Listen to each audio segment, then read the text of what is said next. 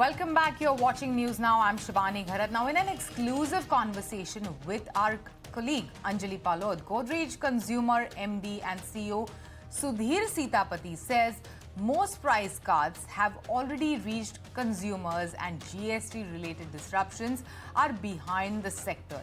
But whether the consumption boost is structural is still unclear. Let's hear from them.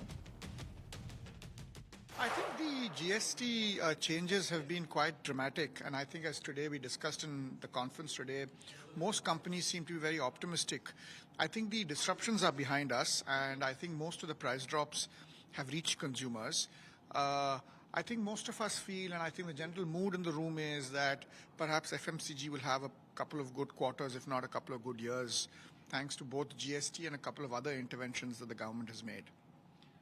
And when it comes to the impact, so while we've seen the pricing changes happen, the larger goal with the GST rationalization is also to boost consumption, which, is supposed to boost FMCG sales as well. How much of that are you seeing? Any particular trends that are coming out? Any demographics that are seeing a larger impact?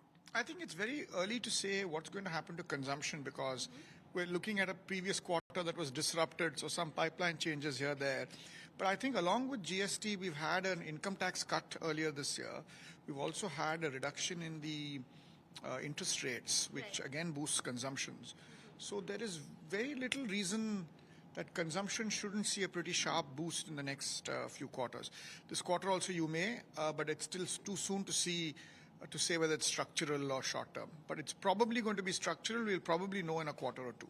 Finally, we have the budget 2026 coming up for the FMCG sector broadly.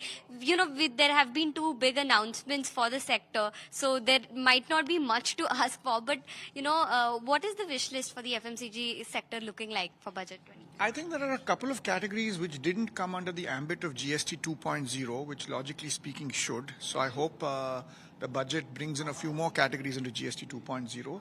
But I think generally the government seems to be very supportive of consumption.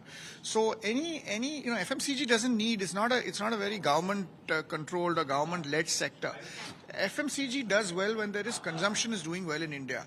And as long as the government continues to do things that boost consumption, I think FMCG will benefit.